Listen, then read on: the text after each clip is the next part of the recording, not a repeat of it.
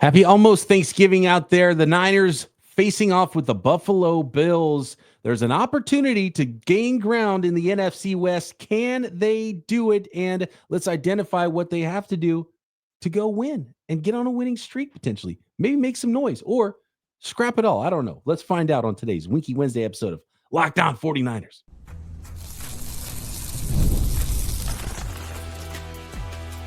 You are Locked On 49ers, your daily San Francisco 49ers podcast, part of the Locked On Podcast Network, your team every day. Welcome to Locked On 49ers. Brian Peacock and Eric Crocker with you as always at BD Peacock at Crocky209. Thanks everybody for making us your first listen on the Locked On Podcast Network, your team every day. Love our everydayers. Love all the new listeners as well. Please subscribe wherever you are watching or listening on YouTube or anywhere you listen to your podcast. Today's episode of Locked On 49ers brought to you by FanDuel. Get a big return right now on FanDuel because new customers can place just a $5 bet and you'll get started with $150 in bonus bets if you win that first $5 bet. Just visit FanDuel.com to get started. And now let's bring on today's guest. Nicholas Winkler, come on down. Wow. Can't believe it. Wink, what's happening, my man? Definitely this season has not gone the way we thought. Sitting here getting ready for the Bills in week 13, 5-6. Last place in the NFC West is not quite where we thought we'd be. But hey, one game out of first place with the Seattle Seahawks and the Cards at 6-5. Nobody wants to take control of this division. No team wants to take two steps forward in a row. Before we get to taking steps forward, let's look back a little bit, Wink, and just give me your thoughts. What's going through your mind when you see the 49ers just get beat down in Green Bay, and your thoughts on Brandon Allen's play at quarterback? It was painful. It was painful to watch that football game because as a 49er fan, you never like to lose a game. You definitely don't want to lose a game to Green Bay, and you definitely don't want to lose a game to Green Bay like that. It was rough to watch, just them shredding the offense or shredding the defense up and stopping everything the offense had to do. Nobody looked good. I could sit here and we could go through the whole, offense, the whole defense, and nobody really played well. I mean, honestly, I know special teams didn't play well either, but I mean, O'Donnell punted well. Nick Moody made the kicks that he needed to make. So that's the only two kind of bright spots I can see in that football game. And going in, you knew it was going to be rough. No Purdy, no Williams, no Bosa. There was a lot missing from this 49er squad. And it showed that it couldn't get anything done. My favorite part of the game, honestly, guys, was when Nick Sorensen actually decided to send a blitz. And it worked against that Green Bay offense. And it's like, are we going to see more of that this weekend? Maybe that's the way that the 49ers could beat a Buffalo team in Buffalo, in possibly the snow. You got to mix something up. You can't just keep throwing the same looks at a team over and over and over. They're going to kick your butt. He's been doing it all year. You're rushing four guys over and over. That may work when you've got a Nick Bosa in there, but when you don't have Nick Bosa, that's not going to be great. And I sit here, I feel horrible. It was horrible watching that game. But you said it, Peacock. They're only a game out of essentially a playoff spot by winning the West. So all things considered, it could be a lot worse. Wink, I'm surprised that you didn't say your favorite part of the game was back-to-back 12 men on the field. That was my second favorite part. Terrible. Oh, nice. Let's do it twice, huh? 12 men on the field. Oh, let's get one guy off the field and then run two more guys back on the field again. What are we doing here, guys? It's something that is it begs the question, can it get better? Because you can't just point to, oh man, you didn't have your quarterback. And that's why they lost the game. They don't win that game with Brock Purdy. I've heard some people push back on that. Zero chance they win that game with Brock Purdy. If you can't tackle, penalties, guys are dropping passes over the middle of the field that end up being touchdowns. Where's Brock Purdy going to throw a tight window throw that's not going to get tipped up and intercepted because that was a good pass and that goes the other way. It's just frustrating to watch. And Croc, you talked a little bit about this off the air, and Wink, I want to get your opinions on this as well. Is it coaching? Is it personnel? Is it fixable? You can change somebody out of the lineup, but and you can't. I guess we have to go there too. Do you start changing coordinators? Do you start is it blow it up time? Is it big change time? Do you make massive changes to try to fix what's going on the football field, or do you shrug your shoulders and say, "Oh, let's keep doing the same thing, and maybe it'll get better next time"?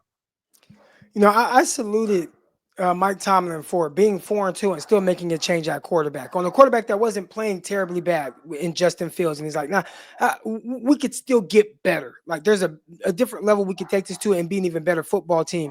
I think where the 49ers are right now, it feels like they're kind of in that same area, kind of not having a winning record, but is it time to make the changes? I would say no, not yet. As far as coordinating goes, right? Like you might look at personnel and say, you know what, maybe we should play this guy over this guy or play this other guy. But making changes at the coordinator positions, I don't think we're at the point where we see that quite happening. But if things continue to kind of go in the direction, something definitely needs to happen. And I don't think Kyle will be the one pulling the plug on himself as the play caller for the offense. So it'd be special teams coordinator or defensive coordinator. Yeah, I mean, Nick Sorensen, Brian Schneider, they seem like easy guys to look at, especially in the offseason, as like, okay, this is the easiest area to address going forward, replace some coordinators and run this thing back again. But you mentioned the change that they made in Pittsburgh.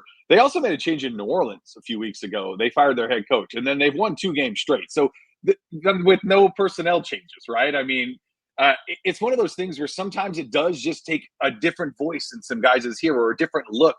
I talked about my favorite part being when Sorensen called up a blitz.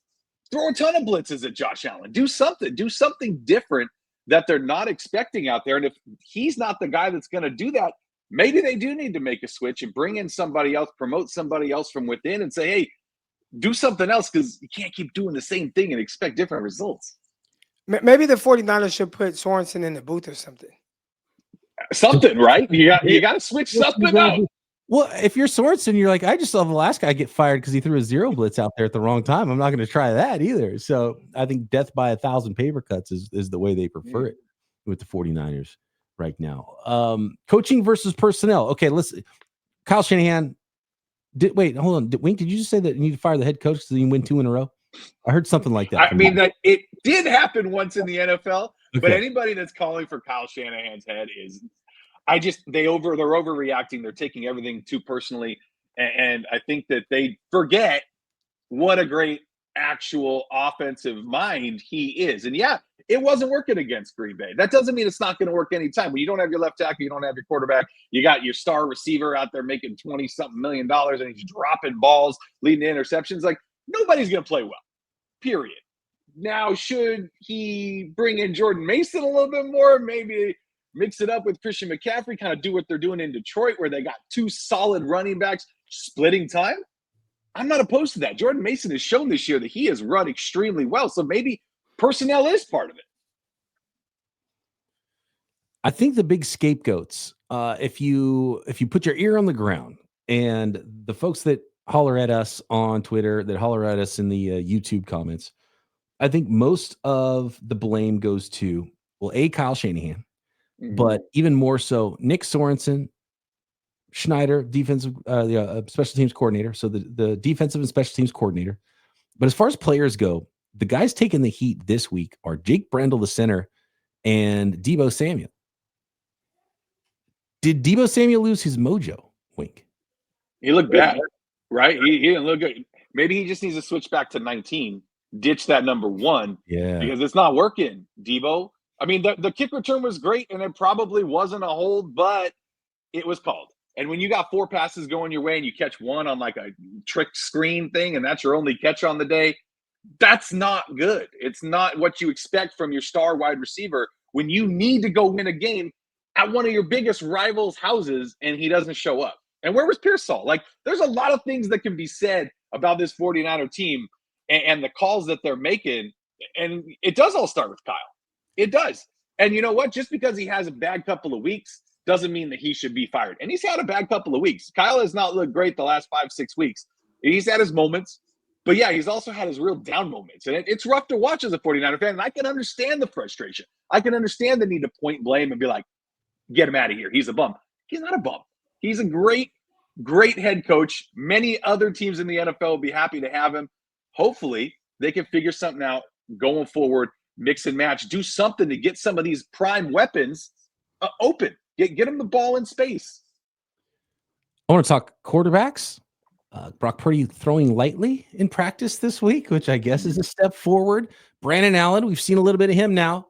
Joshua Dobbs, should he be in the mix? And guys, I want to know what your top Thanksgiving dishes are, because this is the important things this week to talk about, because the 49ers, let's face it, is a little bit of a bummer right now. Let's talk Bills as well, coming up in week 13. Next. Today's episode of Locked On 49ers brought to you by Prize Picks. Prize Picks is the place to play daily fantasy sports, and it's the best place to get real money sports action. With over 10 million members and billions of dollars in awarded winnings, Prize Picks has made daily fantasy sports accessible to all. You just pick more or less on at least 2 player stat projections, and that gives you a shot to win up to 100 times your cash. Run your game all season long. On Prize Picks, you pick 2 or more players, and a little Thanksgiving special here to make it even easier for you to get in the money on Prize Picks. A freebie. Tyreek Hill only needs to receive a half a yard for the projection to hit. So take the more than on the freebie, half a yard for Tyreek Hill on Thursday, if you're correct on at least one more stat projection, because remember, you only need to get 2 right or more to multiply those winnings. You can win some real cash. So download the app today. Use code LOCKEDONNFL to get $50 instantly after you play your first $5 lineup. That is code LOCKEDONNFL to get $50 instantly after you play your first $5 lineup at Prize Picks. Run your game. This episode is also brought to you by the place, I think, to find a gift, especially if you have that person in your family, or you're just that it's hard to buy gifts for, or maybe you're just bad at buying gifts, because if you're missing people in this holiday season, maybe you've got family that is far away. Skylight Frame is the gift. It is the go-to gift, and we've got the perfect gifts for you from Skylight Frames. Touchscreen digital photo frames your whole family will love. Upload thousands of photos with your phone and watch them appear in seconds. It's first of all, it looks beautiful in your home. Photos are displayed in HD resolution, and you can choose from 5 different frame styles. Set it up in portrait or landscape mode. The original 10-inch or larger 15-inch gallery frame. They look perfect in any room. And now a special offer. Limited time offer for our listeners. Get $20 off your purchase of a Skylight Frame when you go to skylightframe.com/NFL. That's skylightframe.com/NFL. Get $20 off your purchase. You can preload photos, so when you give the gift, your family member can open up and boom, the photos are already there. Awesome gift for grandparents, parents, people that are far away. You want them to see your kids grow up, but they're not next door to see them in person. Again, $20 off your purchase now. Skylightframe.com/NFL.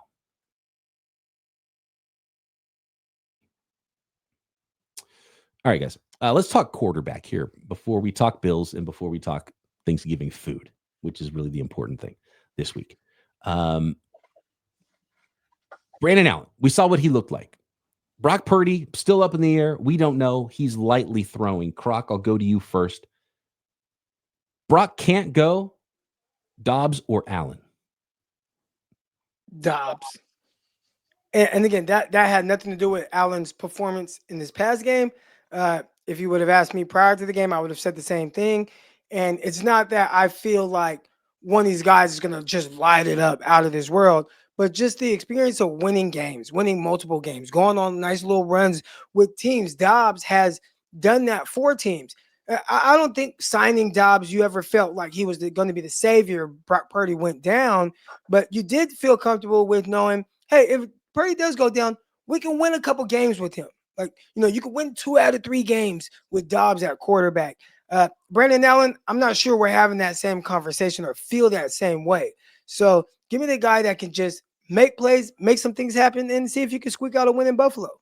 Yeah, I think you nailed it with the Dobbs thing. I think he was more of a Band-Aid, right? He was more of like, okay, he's only going to miss 1 game. Let's throw Dobbs in there. We know he can win. So it worries me that they went to Allen, because maybe they thought, okay, Allen's more of the long-term solution for this football team. Because, guys, don't forget, we went to training camp this year, and we saw Mordecai out there. We were like, he's balling. Oh, wait, they switched numbers. That's actually Brandon Allen that's balling out there. So yeah. I know that was a long time ago, and it was practice, but it gave me hope going into the Packers game.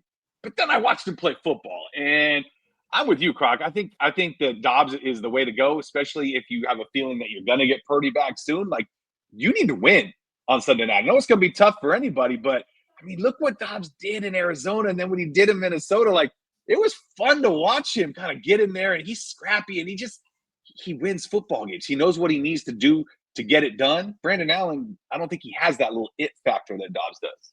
Yeah, and it's tough because, you have the wrong Allen. You go to Buffalo, and Brandon Allen going to go toe-to-toe with Josh Allen and be like, all right, let's go sling it in the snow. You need something that's different that can give you some sort of an edge, make some plays, and you see some plays where, and again, I don't think Brandon Allen was a disaster. It got a little bit weird at the end. There was a fumble, but you see him start to roll out, things break down. You know that there's not like the playmaking ability there where you get with Brock Purdy and that you do have with Dobbs. So I just think it would look different.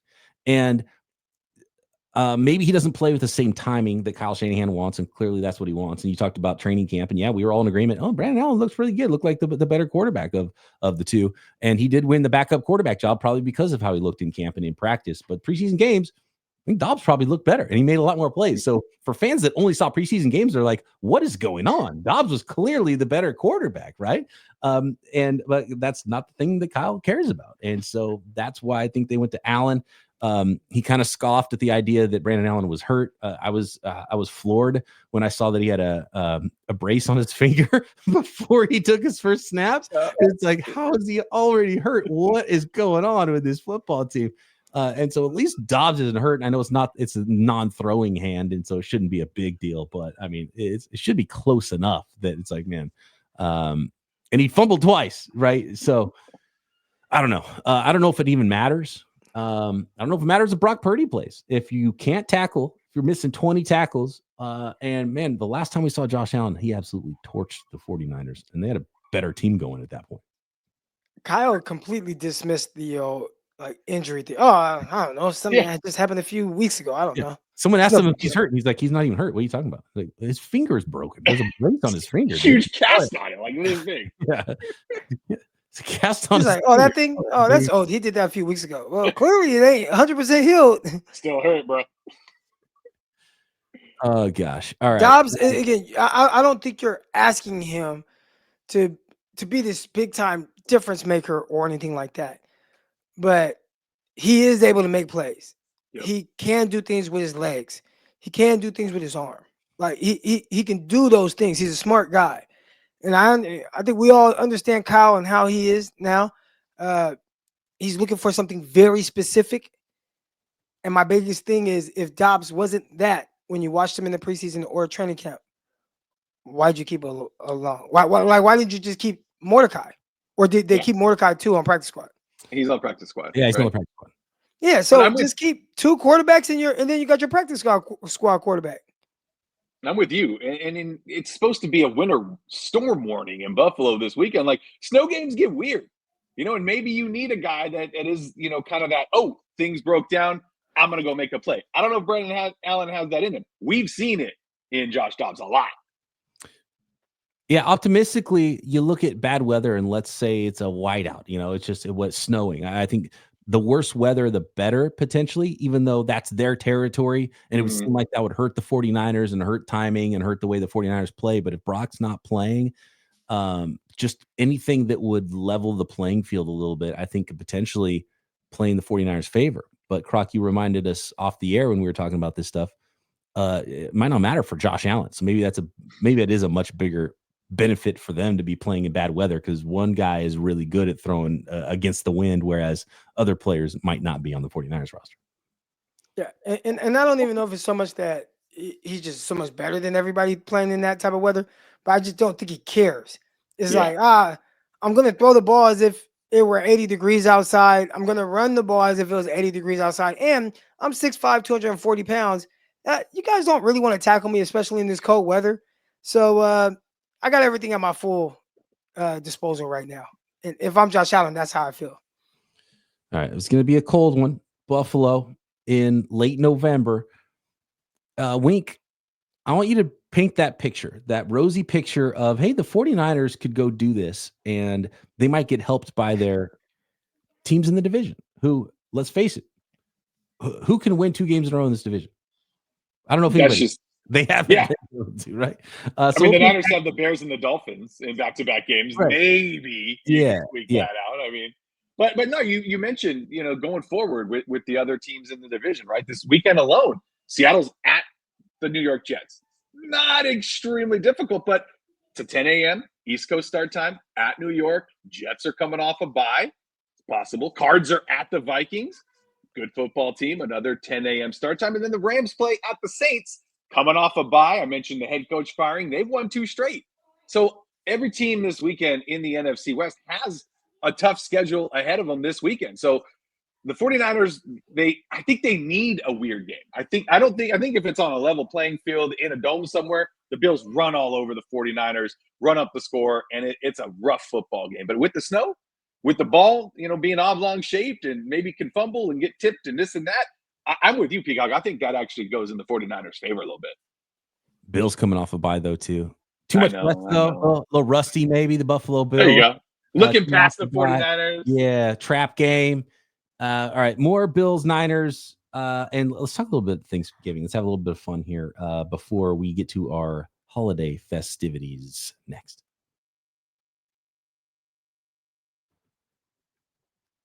The final segment of today's Locked On 49ers is brought to you by FanDuel, America's #1 sports book. Get ready to tackle the NFL action right now, because right now at FanDuel, new customers can bet just $5 and get $150 in bonus bets if you win. The FanDuel Sportsbook app gives you everything you need to place live bets on the NFL all in one place. Place live bets on the NBA or the NHL or motorsports or combat sports or any sport you can think of as well, not just NFL. But let's face it, we're talking to NFL fans, and you guys might want to get into this action with 49ers and Bills. The Bills are favorites in this football game by, it looks like, a touchdown. I think the Niners are going to play them tough. Go there. Think the 49ers are in a good place to make a run. You think the 49ers are not in a good place to make a run. You want to bet on a different team to win the Super Bowl. You want to start looking at draft props, any kind of NFL props. You can find it all at FanDuel. And there's a reason they're America's #1 sports book. So just visit FanDuel.com today. And when you join up and play your first $5 bet and win it, you'll get started with $150 in bonus bets. That's FanDuel.com, or download the app. Never waste a hunch, and make every moment more with FanDuel, an official sportsbook partner of the NFL.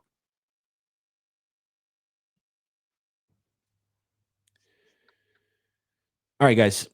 Buffalo Bills, they're favored by a touchdown. And I'm going to paint another quick little picture here, because I'm looking at Pro Football Focus, but I had a conversation last week with Aaron Schatz. He's the inventor of the DVOA statistic. He's the godfather of modern football statistics in a lot of ways. A former ESPN guy. The DVOA stats are now found at FTN Fantasy. Niners were 6th in the NFL in DVOA. Now, that was before the Packers game. They might have dropped a little bit. Even after the Packers game, I'm looking at Pro Football Focus right now and their power rankings based on grades. And the Bills are 5 and the Niners are 6.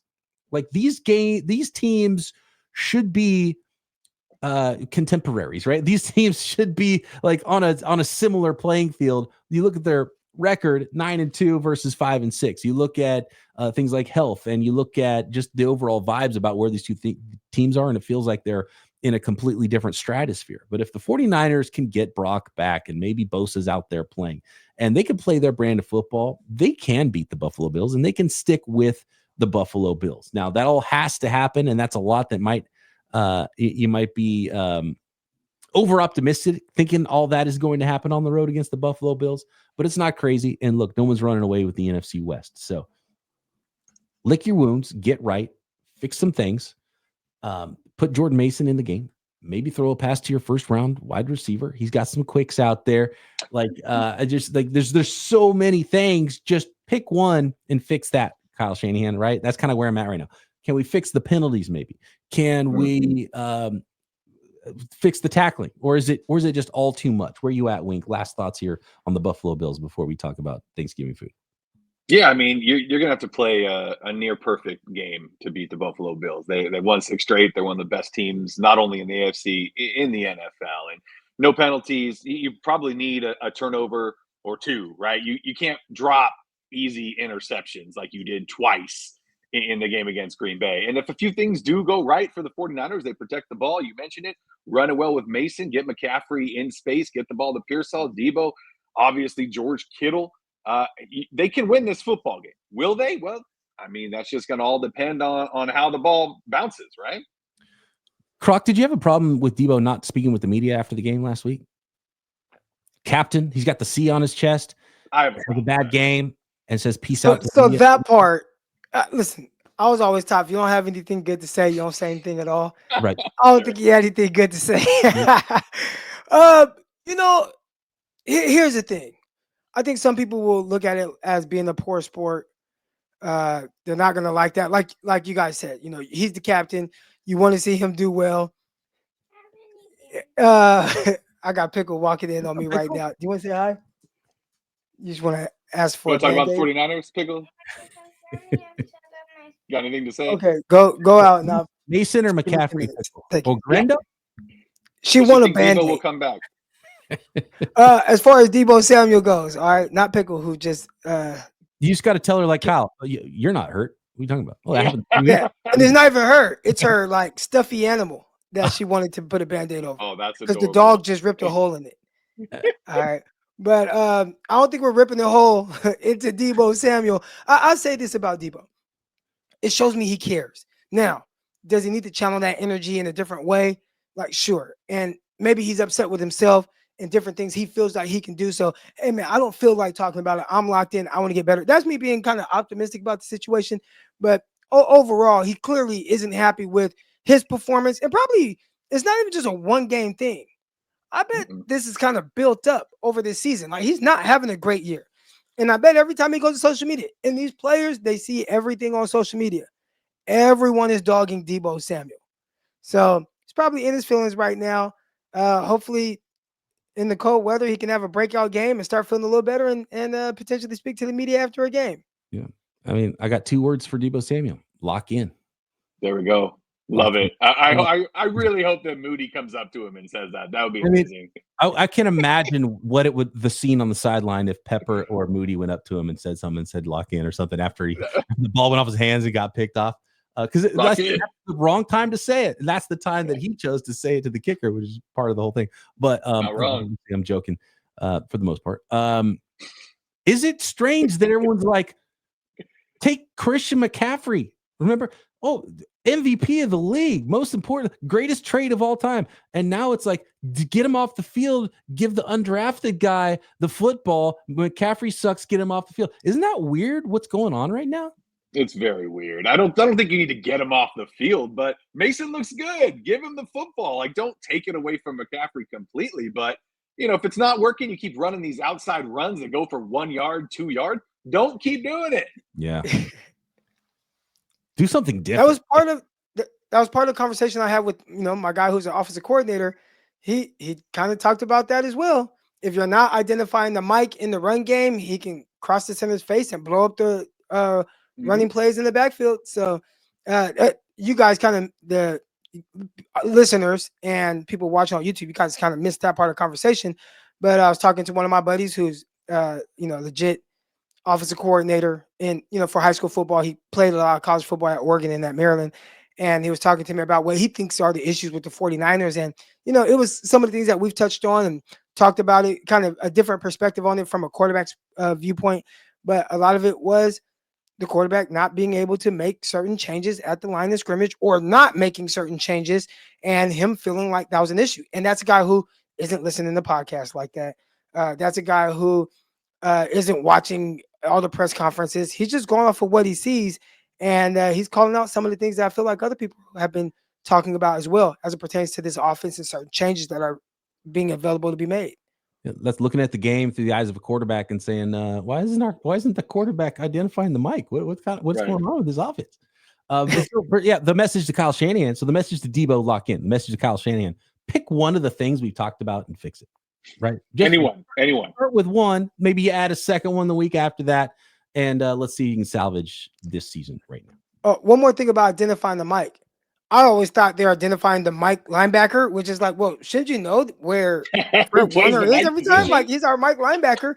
But essentially identifying the quote-unquote Mike, it could be anybody. It could be Fred Warner. It could be Campbell. It could be a safety. It's just kind of shading some of your protection towards a guy. That was his conversation to me. I don't know. So you guys in the comments, maybe there's some good offensive coordinators out there that know more than myself or than my guy Orlando, but that was something that he talked about as well. It's basically just a person that you're pointing out to shift some of your protection to where everything is kind of covered. And clearly the 49ers, or to our knowledge, they don't quite do that. Wink, the listeners want to know, what's your number one draft pick at the Thanksgiving table? It's stuffing. I could just have a whole plate full of stuffing. As long as it's made fresh and it's not out of a box. Oh, I mean, I'll eat it out of a box too, don't get me wrong. But so we're 3 for 3 so far. We had this question earlier in the mailbag at Peacock and Williamson. Williamson and I both picked stuffing. Mm-hmm. It's by far my number one favorite. So we're 3 for 3 so far. Croc, stuffing. All right, I'm going to have to break this up. I'd say 3 out of 4 is still pretty good if we're talking baseball. But yeah, Croc is definitely going with the baked mac and cheese. Oh, yeah. That's a solid number 2. And I say the mac and cheese, typically it's the mac and cheese with the candied yams. And I kind of like eat it at the same time. So, interesting. Yeah, kind of like mix it. I don't mix it together, but when I take my fork and get some mac and cheese, I also get some of the candied yams and I eat that kind of together. I like that. So, see, you're speaking my language because my argument was that the sides are the only thing that matters. We don't even make a turkey. You know, yeah. See, I don't care who cooks the bird, and it's fine. I'll have some turkey, but I'm not like super excited for turkey sandwiches the next day either. I'm not trying to take a nap every time I eat turkey. I don't a turkey person like turkey. Yeah. I'll say this: when I was in the South, and I'm not saying you have to be in the South to get this. I'm pretty sure they do it everywhere, but they would deep fry the turkey for me. They'd be like, "Crocker, come on over here. We're gonna deep fry this turkey for you," and they deep fry a turkey for me and give it to me. That was hella good. I'm not gonna lie, but I'm just not a turkey person. I'm just not. I love ham a lot more than turkey. Yeah. Like 10 out of 10 times. Give me the ham. I don't even care who makes it. I'm still gonna eat the ham over the turkey. But everybody always tells me, well, if you don't like ham, somebody's not making it right. It's like, all my family, they all think they're chefs. Like they cook pretty good. Yeah. I just don't mess with the turkey. To be honest with you, I don't really like the flavor profile of like the cloves and like I just the way the ham is cooked traditionally at Thanksgiving, that style I don't even love. So it's like, and I'll have a little ham, I'll have a little turkey, but it's all about the sides. If it's mac and cheese, I'm in. I'll do the green bean casserole, I'm in on it. With the little onions on top, give it to me. Brussels sprouts and bacon. Let's go. Brussels sprouts, absolutely. Bacon. And then gravy over all of it. The best part of the turkey is that gravy comes with it. So if you need to cook the turkey to bring the gravy along, I'm fine with it because I want the gravy to be involved with all of it. And I'll put the sweet. I'm with Croc. I like it. Sweet stuff with the savory stuff. You put it all together. It's fine. But for me, all sides.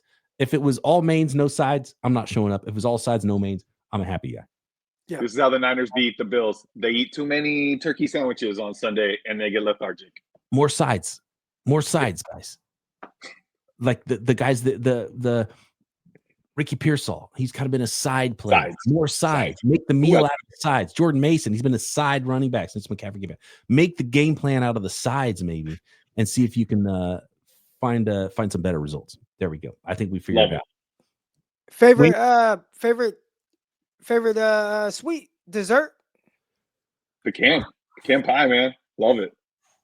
I'm not a pumpkin pie guy. I'm not a big dessert guy anyway. So I would have to say, though, if I was going to do one, it would be pecan pie. Mm-hmm. Okay. Yeah, can't lose with the pecan pie. You guys are on the same page. I'm going sweet potato pie, but we don't do the pumpkin pie, but in my household, but with sweet potato pie, we got that on deck. Wait, so you go candied yams, but sweet potato pie? Well, because you eat the sweet potato pie a little bit later. So yeah, candied yams got that marshmallow on top, nice and crispy. But are they? It's not yam pie and candied sweet potatoes? Do we know the difference between a yam and a sweet potato? Because I don't. Is there a difference? Yeah, I don't. I definitely you call it two different things, and I find that fascinating. Because it's yam. Well, that's the same thing with like dressing and stuffing. I have no idea what the difference is. It's the same thing, I think. And maybe the recipes are supposed to be different if you call it stuffing or call it dressing. I don't know. Great questions. Let us know, please, in the YouTube comments at BD Peacock, at Crocky209, at Bay Area Wink. Everybody have a fantastic holiday. Wink, appreciate you. And to say happy holidays to the Winkler fam. And we'll be back. I'm actually not going to be here for the crossover. It's going to be Joe Marino, who's phenomenal, of Locked On Bills, with one Eric Crocker. And so I'll be back with you guys post Thanksgiving to talk NFL football, along with my guy, Eric Crocker. Have a wonderful one. Talk to you then right here, Locked On 49ers. See you. Can't believe it.